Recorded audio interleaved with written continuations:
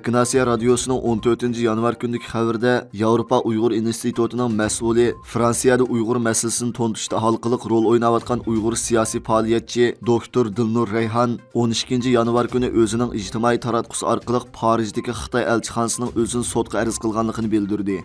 Onun aytishicha o'tgan yil o'tkazilgan bir bayramda Xitoy elchixonasining tashviqot lozunglariga qizil bo'yoq chechayotganligi uchun uni sotqa arz qilgan ekan. Ma'lum bo'lishicha 2022 yil 9 sentyabrdan 11 sentyabrgacha Fransiyaning Berentki shahrida insonparvarlik bayrami o'tkazilgan bo'lib, mazkur festivalga Xitoy elchixonasi taklif qilingan ekan. Fransiyadagi Xitoy elchixonasi Twitterda mazkur festivalda 3 kunlik ko'rgazma uyushtirganligini e'lon qilgandan keyin Fransiya Yeshillar partiyasi a'zolaridan tashkillangan bir guruhga Xitoy elchixonasining chediri oldiga kelib, Uyg'urlarni qo'llab namoyish qilgan. Namoyish qatnashgan Dilnur Reyhan va lager shoiri Gulbahor Jalilova Xitoy elchixonasi qurgan chedir oldidagi tashviqot lozungisi va ustallarga qizil ranglik bo'yoq chechayotgan. Dilnurning bildirishicha, ayni vaqtda u tashviqot lozunglariga rang chechayotganda chedir oldidagi Xitoyning amonlik qo'g'dash xodimi tomonidan to'sqinlikqa uchirgan. Tartish jarayonida Dilnurning qo'ldagi rang o'zining kiyimiga chachirash bilan birga Xitoy xodimining usti beshiga chetilgan ekan. Xitoy elchixonasi mazkur voqeadan keyin yana o'tgan yili sentyabr oyining o'ttirlari Dilnurni sotqa arz qilgan. Lekin insonparvarlik bayrami o'tkazilgan rayonning saqchisi dekabr oyining oxirlari Dilnur bilan aloqalashgan va saqchixonaga kelish kerakligini aytgan. Shuning bilan 12 yanvar kuni Dilnur o'zi bilan aloqalashgan saqchixonaga berib, saqchilarning ayni vaqtdagi ahvollar haqida so'rgan savollarga javob bergan.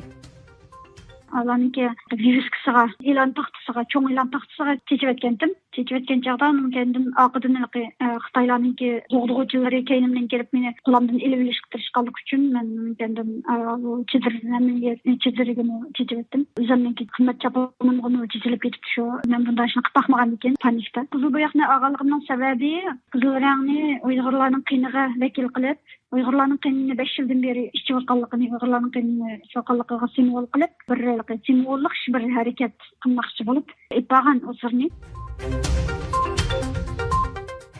Dünya Müslüman Cemaatleri Kengişi deb atalgan bir teşkilatga a'zo 14 davlatdan kelgan 30dan ortiq atalmış Müslüman ölümalarının 8 yanvar kundan başlap bir necha kun Sharq Turkiston ziyorati bo'lib, Xitoyning tashviqotini qilishi, muhojiratga Uyg'urlar va Uyg'ur tashkilotlarining yana bir qitim kuchli nafratini qo'zg'adi. Merkezi Washingtondagi Uyg'ur tadqiqot markazi 11 yanvar bu xususda e'lon qilgan chaqiriqida Xitoy rejimi Albaniya, Bahrayn, Bosniya, Misr, Arab Birlashma Xalifaligi, Saudiya Arabiston, Suriya, Tunis va Kuvayt qatorliq musulmon davlatlardan bir turkum musulmon ulamo va tadqiqotchilarni Sharq Turkistonga elib berib, o'zining Sharq Turkistonga elib berayotgan irqiy qirg'inchilik va islom qarshi turishni pardozlash uchun hozirlagan sahnalarini ziyorat qildirdi.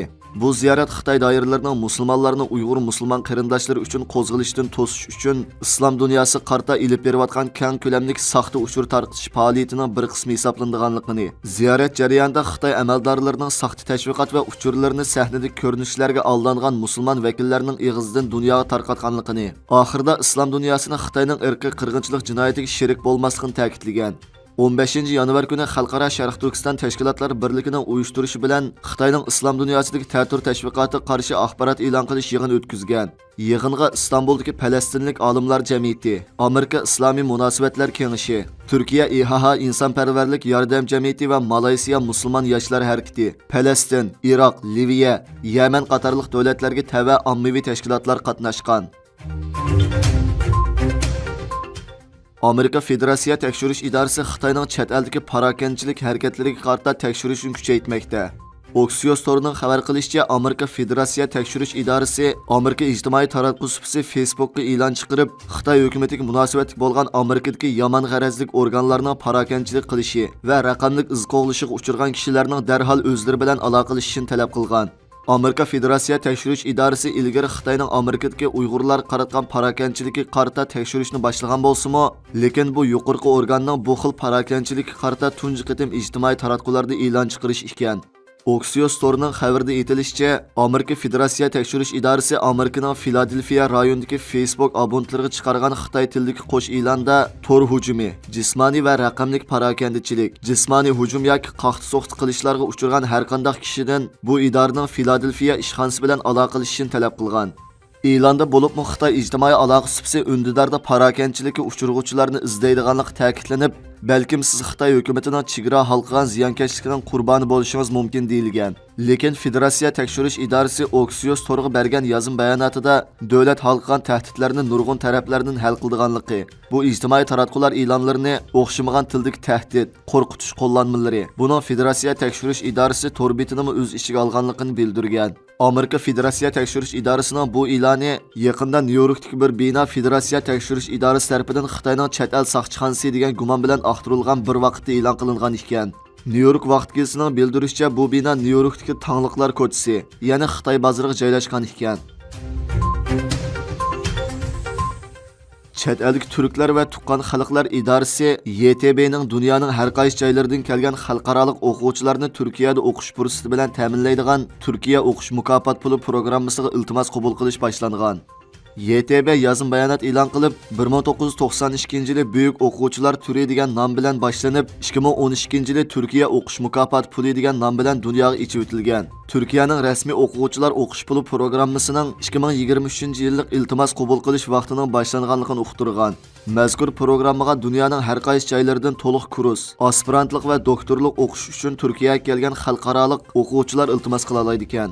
O'qish mukofot programmasiga 20 fevralgacha YTBning to'r beti orqali iltimos qilsa bo'ladi ekan. Turkiya o'qish yordam puli programmasi universitetga o'rinlashtirish, oylik o'qish mukofot puli, universitetga to'laydigan o'qish badal puli, sog'lomlik sug'urtasi, yotoq, haqsiz kasbiy va ilmiy programmalar, sayohat bileti qatorliq alohidaliklari bilan dunyoning eng doiralik o'qish yordam puli programmasi deb qaraldi ekan.